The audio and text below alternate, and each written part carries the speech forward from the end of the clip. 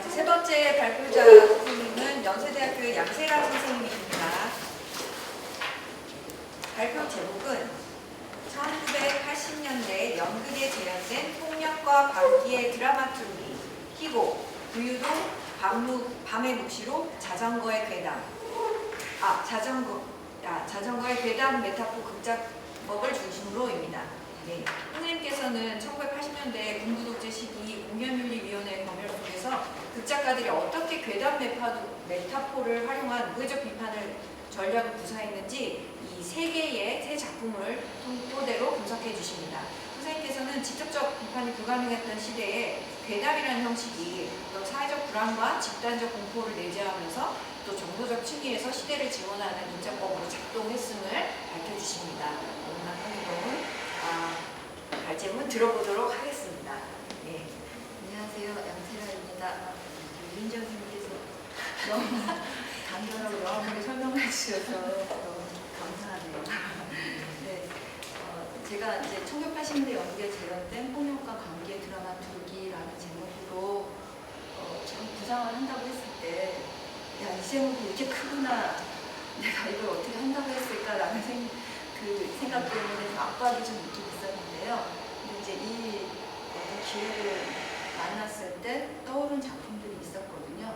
그래서 그 세 작품에서 공통적으로 좀 드러나는 드라마tur기가 좀 있어서 그것을 위주로 해서 좀 살펴봤습니다. 그래서 세 작품에 드러나는 앞서 두 선생님께서 말씀하신 영화에서의 폭력에 대한 이야기들, 서사의 긴밀성이라든가 재현의 또 말보다는 재현을 통해서 시선, 눈빛 아까도 얘기하셨던 그런 거하고는 달라요.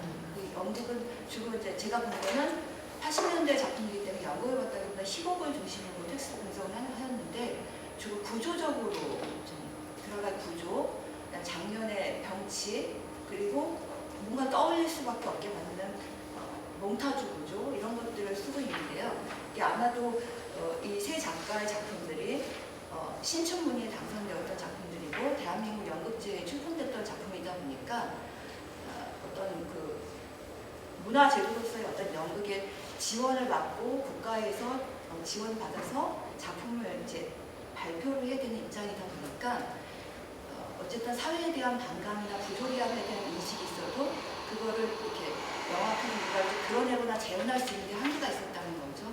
그래서 택한 방법이 이런 괴기담과 관련된 이야기가 아닌가. 그래서 세 작품을 봤는데 하나는 이제 엄인이라고 하는 여성 작가가 쓴 부유도라는 이 작가가 또 신기하게도 같은 해에 부유도와 갑자기 지금 제가 진상해서 작품 두 개가 신춘문예에 다른 신문에 같이 방송이 됐어요. 그래서 그 부유도라는 작품에는 아주 기이한 연희를 보여주는데 제가 보기엔 너무 기이해요. 네. 그리고 신체 훼손, 사람의 살을 먹는다. 그런데 요즘 연극처럼 폭력이 재현되는 게 아니라 그걸 장난하듯이, 연극하듯이, 인연극하듯이 표현한다는 거고요. 그 다음에 정복근 작가의 밤의 묵시록. 정복근 작가는 보통 중산층 여성들을 대상으로 한 주제로 한 희곡을 많이 썼다라고 알려져 있는데 초창기에 희한하게도 괴담과 관련된 곡을 많이 썼어요. 그래서 그 부분은 따로 연구해도 재밌겠다는 생각이 들 정도인데요. 여기에 보면은 첫 장면에는 아파트에 자꾸 이사를 다니는 어떤 한 여성의 이야기가 첫 장면에 나오는데 알고 보니 그 여자는 약간 정신질환증을 갖고 있는데 자꾸 이사를 다녀요. 그리고 남편과 별건지 이혼을 한 것처럼 보이는데 그 남편은 계속 이사를 다니는 부인을 쫓아다니는 거예요. 근데 그리고 나서 그 아파트에 이상한 일이 일어나는 거죠.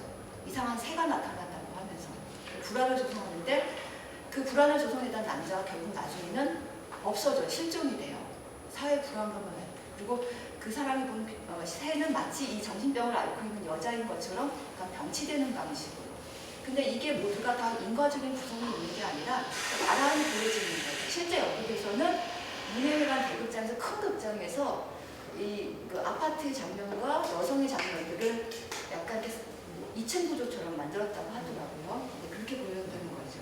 그 다음에 세 번째로는 잘 아시는 오태석의 자전거인데요. 자전거에서 수많은 귀신들과 부딪히면서 잃어버렸던 기억을 찾아가는 과정으로 좀 있어서 이거 한번 얘기를 해보려고 합니다. 자, 그렇게 해서 65페이지에 제가 이렇게 조금씩 읽어보도록 하겠습니다. 제가 이게 아주 잘 골라진 언어로 쓴 글이라기보다는 저도 많이 좀 이게 이렇게 정리가 돼야 되는데요. 그러다 보니까 제가 너무 양을 많이 썼구나라는 생각이 들어서 너무 깜짝 놀랐습니다. 각주 읽다가 깜짝 놀랐어요. 각주가 진짜 각주가 그리고 엄청 길어요. 63페이지에 4, 5, 3 이거는 제가 이렇게 보내지 않았는데 아마 출판할 때 잘못됐나 봐요. 네, 그래서 63페이지 각주는 1, 2, 3번이니까 그렇게 하시면 될 것 같아요. 네, 그러니까 각주는 선생님들 나중에 보시고 혹시 궁금하신 점 있으면 확인해 주시면 되고요. 65페이지에 이제 일단 이 희곡 이런 연구를 했던 전제는 아까 이은정 선생님이 얘기해 주신 대로 80년대 군부와 야만적 폭력에 대한 저항의 시대로 여러 방면에서 부정적 현실을 극복하기 위한 노력들이 존재했습니다. 예를 들면 기숙서의 햄릿 같은 작품은 아주 정치적으로 반항감을 보여준 작품으로 유명했고요. 근데 그거는 창작 희곡이라기보다 연출된 작품이었고 그 외에 광주에서 벌어진 일들에 대해서 마당극에서 많이 다루었던 게 우리 보통 통칭 5월 연극이라고 하는 건데요. 근데 이제 제가 생각했던 항상 의문이 들었던 게 뭐냐면 그 5월에서 벌어진 일을 암암리의 소문으로 다 알고 있지만 거기에 대해서 무언가 표명을 하거나 말을 할 수 없었던 평범한 사람들의 수완거림이라는 거죠. 그리고 그것이 제가 그러니까 햄릿을 읽을 때 시대의 양심 그게 우리를 겁쟁이로 만든다라는 말이 항상 이렇게 막 마음에 와닿았는데요. 그러니까 이 시대에 많은 사람들이 그런 어떤 부채의식이라나 부끄러움 이런 것들이 있었던 것 같아요. 그래서 제가 각주의 김현이라고 하는 문학비평가의 말을 빌렸는데요. 김현이 결국 고난의 시학이라고 하는 문학 80년대 문학에 대한 이야기를 하면서 굉장히 부끄러움의 미학을 가지고 그 당시 작가들이 많은 시인들이 시도 쓰고 그랬다라는 얘기를 했는데 저는 이 희곡을 읽으면서 그런 생각을 느꼈거든요. 사실 이런 괴담과 기이한 구조를 여기 이용한 거는 그들에 대한 애도를 하고 싶었고 왜 우리 이태원 것도 그렇잖아요. 충분한 애도를 하지 못했을 때 많은 사람들이 그러니까 거기에 현장에 있던 사람이 아니고 그 가족들이 아니어도 뭔가 좀 부채의식을 갖고 있는데 그런 걸 표현하지 않았나라는 생각이 들었습니다. 65페이지에 두 번째 챕터 첫 달만 잠깐만 읽어볼게요.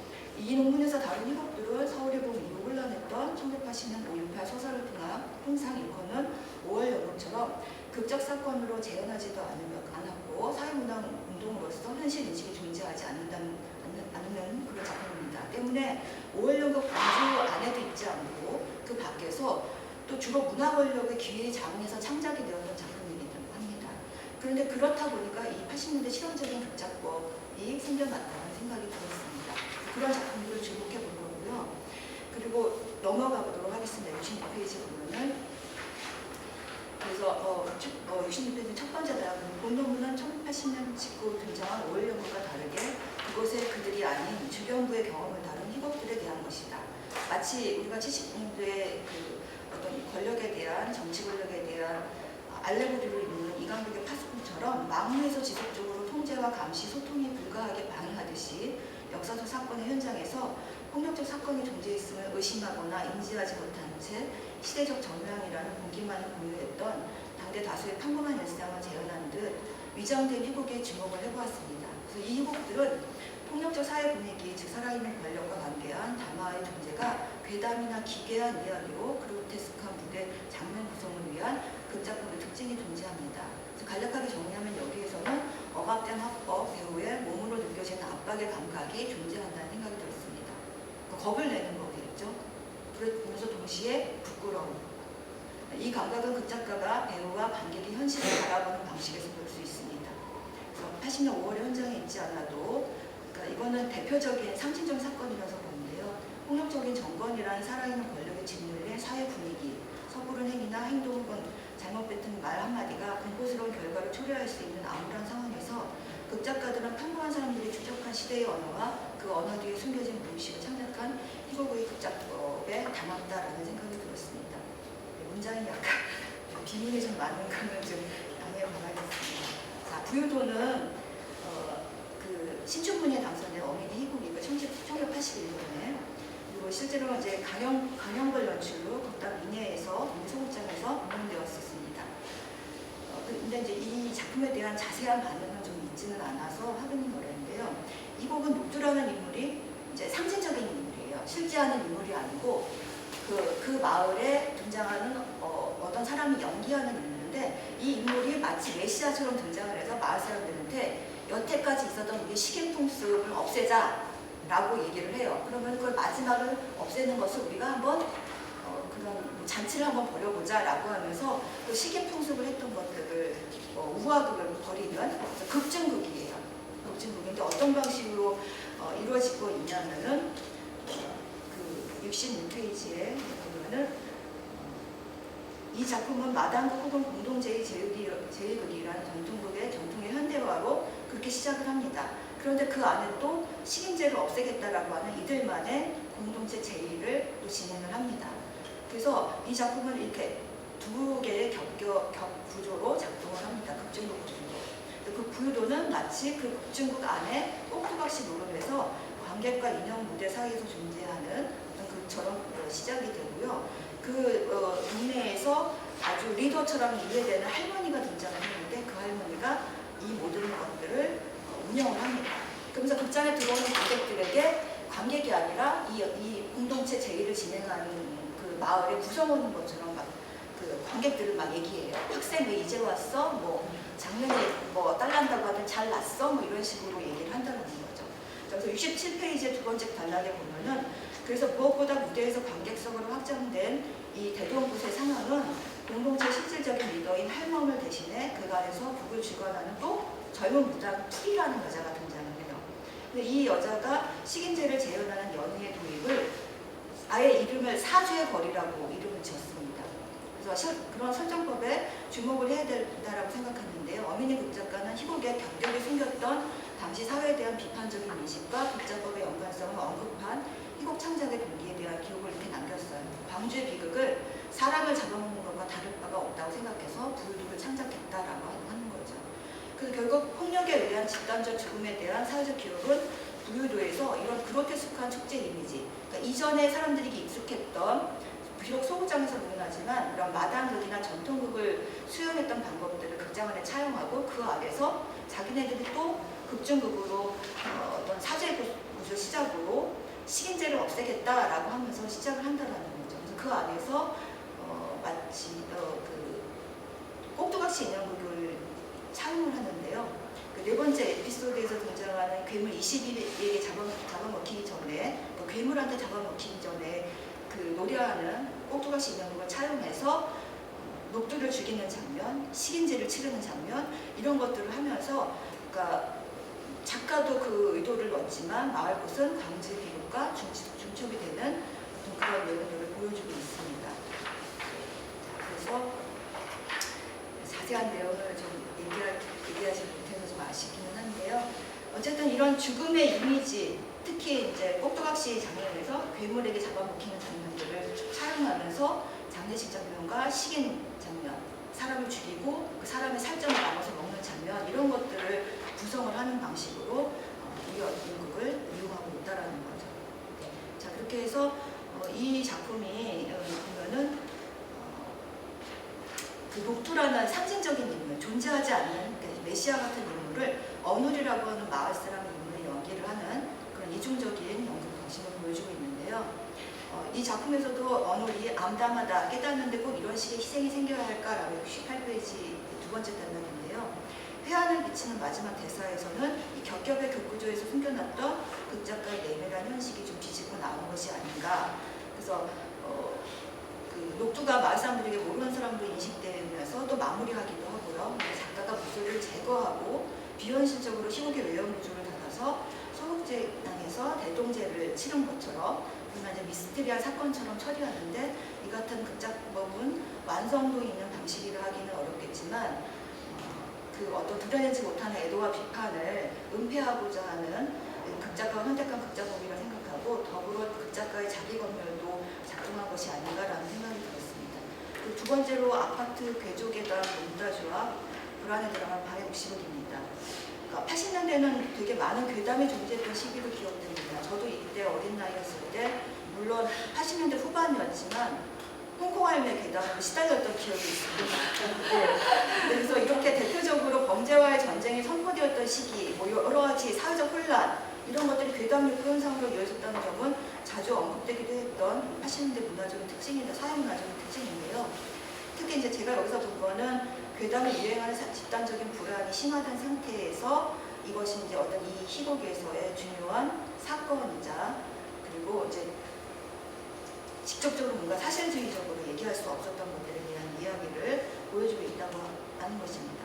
이 희곡은 아파트의 35동 옥상에 밤마다 거대한 새를 닮은 것 같지만 정체도 알 수 없는 괴이한 존재가 있다라고 하면서 목격자 정수라고 하는 젊은 청년이 이제 보게 됩니다.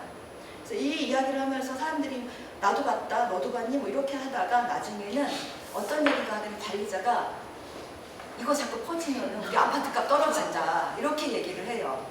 근데 이 정수라는 청년이 이 사실을 밝히지 않고 난 여기서 살 수가 없다, 너무 불안하다라는 얘기를 해요. 결국 그러다가 이게 관리자가 뭔가 좀 없앤 것 같은 그런 분위기로 보여지면서 실종되었다라는 건 처리가 됩니다. 네. 자, 이렇게 해서 이 희곡에서 괴물을 처음으로 목격한 인물인 정수는 같은 아파트 입주민 동식, 하영 다른 사람에게 이 사실을 알리고 정수로부터 입고된 괴담이 꼬리에 꼬리를 물고 괴물을 목격하는 중이 나타나면서 알 수 없는 존재에 대한 불안과 아파트의 경제적 가치가 떨어질 것에 대한 불안 이런 것들이 같이 이제 진행되게 됩니다. 자, 그러면 69페이지에서 좀 정리되는 것을 아까도 잠깐 말씀드렸지만 그 정신 이상증에 그리고 이사놀이를 하는 것처럼 자꾸 이 아파트 저 아파트 돌아다니는 이 여자의 이야기가 병치되는 구조로 이 작품이 이제 진행되고 있는데요. 69페이지 마지막 카드를 잠깐 보겠습니다. 희곡 밤의 묵시록에는 괴이한 새의 존재를 알아내는 과정이 구체적 사건이나 장면으로 재현되지는 않습니다. 주로 등장인물들이 나누는 불안을 확인하고 증폭하는 대화를 통해서만 수원수원거리는 소문처럼 이제 괴이한 새가 언급될 뿐입니다. 그러니까 앞서 두 선생님이 얘기한 영화에서의 표현하고는 너무 다릅니다. 최초 신고자인 정수의 대사를 통해서 새의 형상, 특징, 느낌이 추측처럼 묘사될 뿐입니다. 그런데 이 목격자의 시선에서 대사로 묘사되는 간접적인 언급은 괴물의 시각적 재현을 늦추지만 독자나 관객의 입장에서 이 과정에서 괴성명자 괴담의 나름의 감각과 정서, 어떤 사회적인 이런 것들이 다 해석이 되고 여지가 생기게 될 수 있는 거죠. 그래서 끝내 이 희곡에서 괴이한 새의 정체는 밝혀지지 않지만 이는 당시 사회 집단의 불안을 드러내는 하나의 기호처럼 익숙합니다.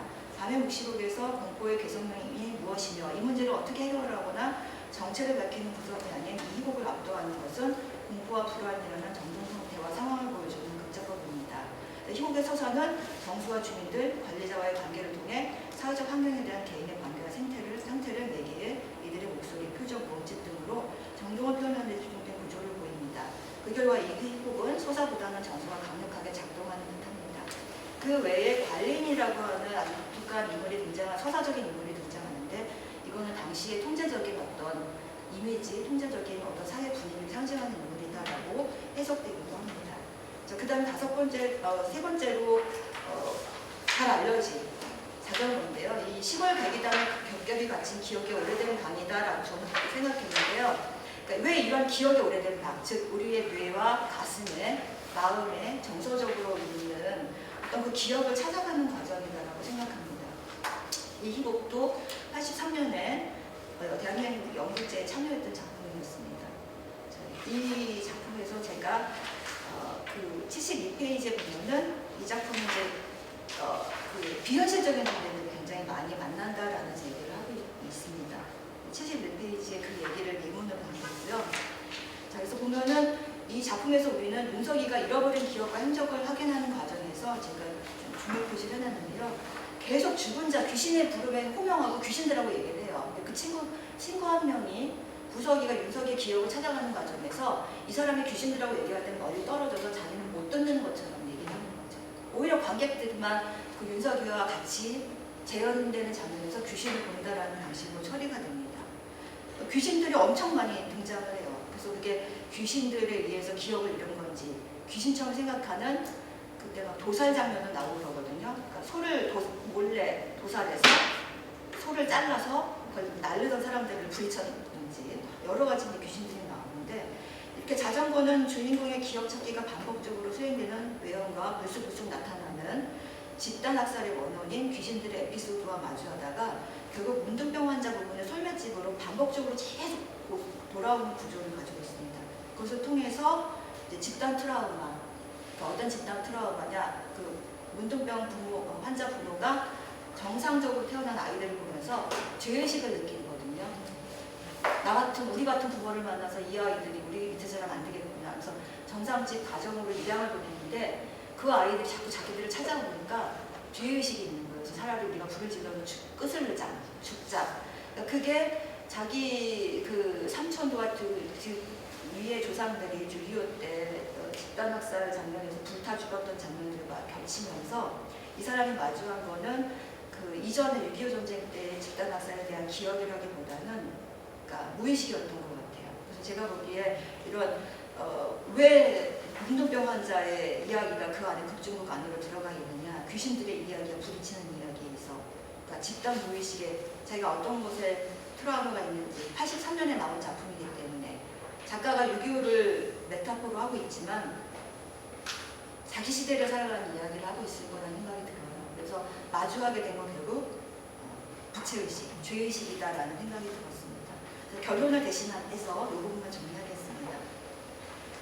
결국 이 논문을 찾아보면 이 세 작품이 공통적으로 나타나는 것들은 이 중에 극구조, 인간성 없는 장면의 명치구조, 격격의 대기당 구조에 집단의 무의식을 숨기는 공통점이 있다고 생각했습니다. 아까 말했듯이 그 시대에 대한 특유의 정서였고 그것은 부끄러움, 죄의식, 그 충분히 애도하지 못한 것들에 대한 얘기들을 담고 있다는 생각이 들었고요. 그래서 그게 기괴한 면이 괴담이든 어떤 그 정신증이 되는 이상한 여자들을 공포의 어떤 새라고 생각하든 결국 이것은 애도하는 방법이 서로 달랐다라는 생각이 들어서 그렇게 해석을 하고 이렇게 폭력에 대항하는 영국의 감각적 담론을 숨기기를 시도한 특유의 극작업을 한번 살펴보았습니다. 그래서 80년대에 마당그 같은 것들을 통해 비판적인 사회에 대한 영국의 문법만 있는 게 아니라 문학적으로 우회하는 문법도 있다는 것들을 살펴보는 데 의의가 있었는데요. 제가 충분히 얘기하지 못해서 제대로 글로 풀어내지 못한 아쉬움이 많이 남아있습니다. 이어서 연구를 좀 보완해 보도록 하겠습니다. 감사합니다.